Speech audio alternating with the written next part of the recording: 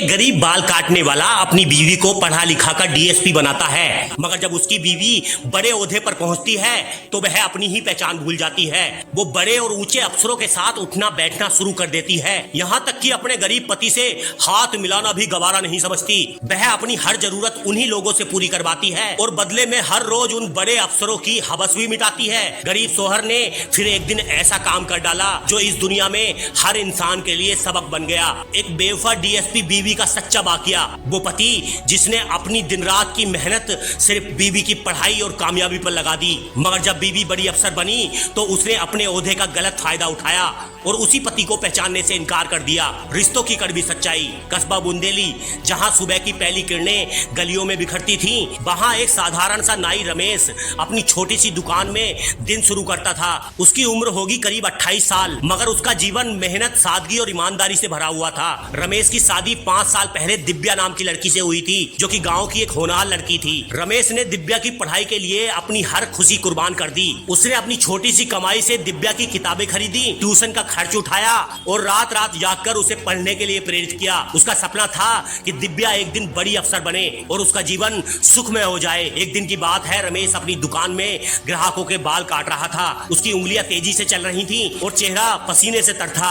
कस्बे का एक पुलिस इंस्पेक्टर रवि सिंह अपनी मोटरसाइकिल पर वहां आया और रमेश को सख्त लहजे में पुकारा, ए रमेश बाहर आ। रमेश ने तुरंत कैंची रख दी और बाहर आया। रवि ने गुस्से से कहा, तुमने अपनी दुकान के बाहर गंदगी फैलाई है, नियम तोड़ा है, जुर्माना भरना होगा। रमेश हैरान था। उसने नम्रता से कहा, साहब मैं तो रोज साफ सफाई करता हूँ, आप बताइए क्या गलती हुई है। रवि ने आंखों को ताड़ते हुए कहा, बकवास मत कर, या तो पैसे दे या थाने चल। रमेश के चेहरे पर एक हल्की सी मुस्कान आई। उसे लगा कि शायद यह उसकी किस्मत का इम्तिहान है। उसने बिना डरे कहा, ठीक है साहब, मुझे थाने ले चलिए। रवि को उसका यह रवैया अजीब लगा। आमतौर पर लोग पुलिस का नाम सुनकर घबरा जाते हैं, मगर रमेश तो बेफिक्र था। रवि ने उसे अपनी मोटरसाइकिल पर बिठाया और बुंदेली थाने ले गया। थाने में 2 दिन पहले ही दिव्या की तैनाती बतौर डीएसपी हुई थी। दिव्या को इस मुकाम तक पहुंचाने के लिए रमेश ने अपनी नींद, अपनी जरूरतें, सब कुछ दांव पर लगा दिया था। थाने में पहुंचते ही रमेश को एक कुर्सी पर बिठाया गया। पास के केबिन में दिव्या किसी से फोन पर बात कर रही थी। उसकी आवाज में सख्ती थी, मेरी पोस्टिंग का गलत फायदा उठाने की कोशिश मत करना, मैं अपने पति की गरिमा को समझती हूँ। रमेश ने अपनी पत्नी की आवाज सुनी तो उसके चेहरे पर हल्की राहत की मुस्कान आई। उसे यकीन था कि दिव्या उसकी बेगुनाही समझेगी और उसकी मदद करेगी। दिव्या ने फोन रखा और बाहर आई। उसने सख्ती से पूछा, किसने पकड़ा है और क्यों पकड़ा है। रवि ने जवाब दिया, मैडम इस नाई ने नियम तोड़े हैं और जुर्माना देने से मना कर रहा है।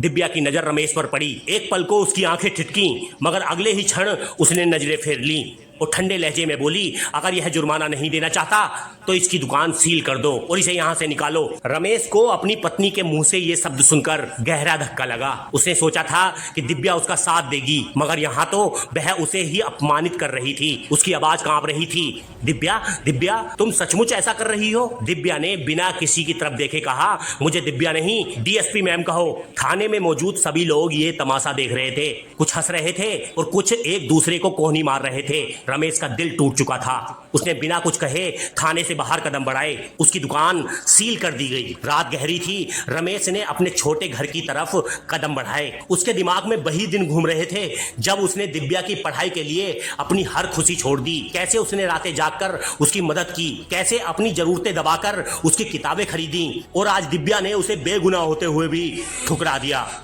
पर घर पहुंचते ही उसकी मां सावित्री ने चिंतित स्वर में पूछा, बेटा इतनी देर कहां लगा दी, सब ठीक है। रमेश ने गहरी सांस ली और टूटी आवाज में सब कुछ बता दिया। मां दिव्या बदल गई, उसने मुझे पहचानने से भी इनकार कर दिया, मेरी दुकान भी सील करा दी। सावित्री का चेहरा गुस्से और दुख से भर गया। उसने कहा, बेटा तुमने उसके लिए सब कुछ किया और आज वही तुम्हें जलील कर रही है। रमेश और दिव्या का 4 साल का बेटा छोटू अपनी दादी के पास खेल रहा था। दिव्या हमेशा अपने कैरियर में व्यस्त रहती थी, इसलिए छोटू को दादी का प्यार ही माता पिता का साया था। सावित्री ने गुस्से से कहा, यह औरत अब तुझे कमजोर समझने लगी है। अगले दिन दिव्या को लगा कि रमेश दुकान छुड़वाने आएगा, मगर जब वह नहीं आया तो उसका गुस्सा 7वें आसमान पर था। उसने सोचा कि यह समझता है कि मैं खुद उसकी दुकान खोल दूंगी। गुस्से में भरी दिव्या रमेश के घर पहुंची। दरवाजा खोलते ही उसने सावित्री और रमेश को देखा।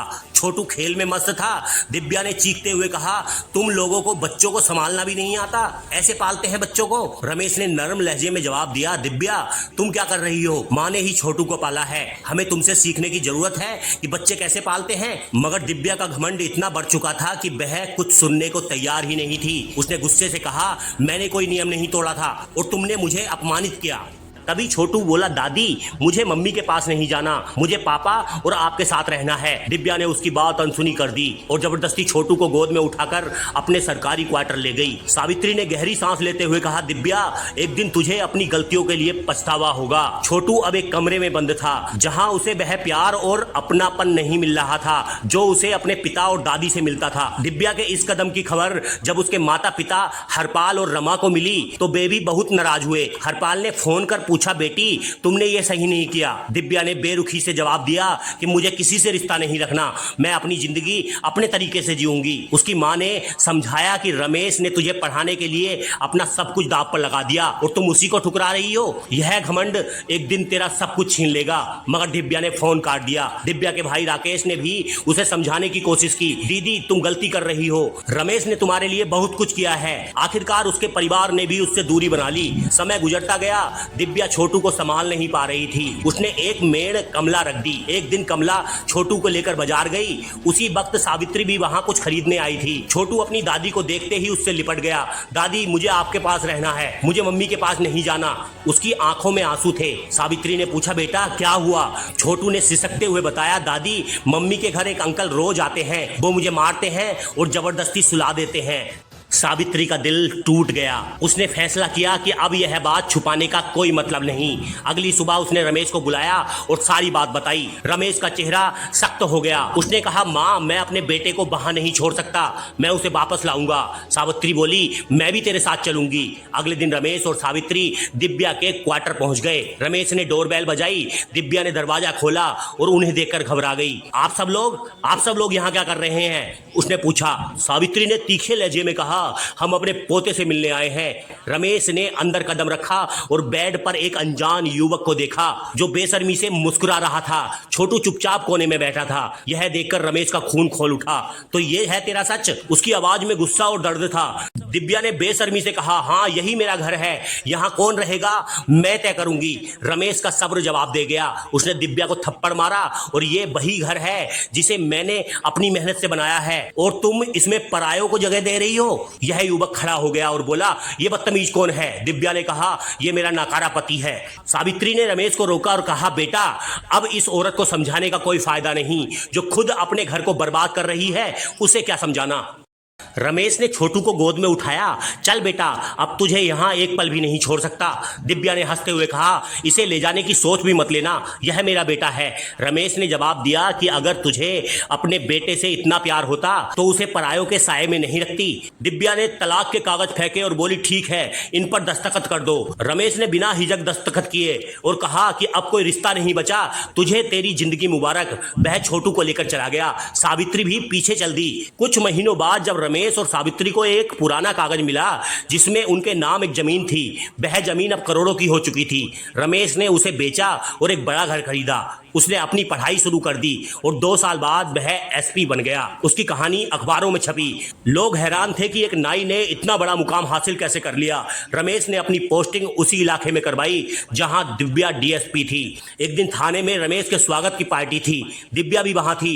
मंच पर चढ़ते वक्त उसे चक्कर आया और वह गिर पड़ी। उसे अस्पताल ले जाया गया और डॉक्टरों ने बताया कि वह तनाव और कमजोरी झेल रही है। दिव्या अब टूट चुकी थी। एक दिन वह बाजार में सावित्री से मिली। उसकी आंखों में आंसू थे। उसने कहा कि माँ जी, मैं आपकी गुनहगार हूं, मुझे मेरा छोटू चाहिए। सावित्री का दिल पिघल गया। उन्होंने उसे गले लगाया और कहा, अगर दिल सच्चा है तो दरवाजा कभी बंद नहीं होगा। उसी शाम दिव्या रमेश के घर आई। उसने माफी मांगी और कहा कि मुझे मेरे बेटे के पास रहने दो, मैं सिर्फ एक माँ बनना चाहती हूँ। रमेश ने कहा, यह घर तेरा था, अब जो होगा सच्चाई और इज्जत के साथ होगा। मेहनत और ईमानदारी कभी व्यर्थ नहीं जाती दोस्तों। घमंड और बेवफाई इंसान को अक्सर अकेला छोड़ देती है, मगर सच्चाई और पश्चाताप का रास्ता हमेशा खुला रहता है।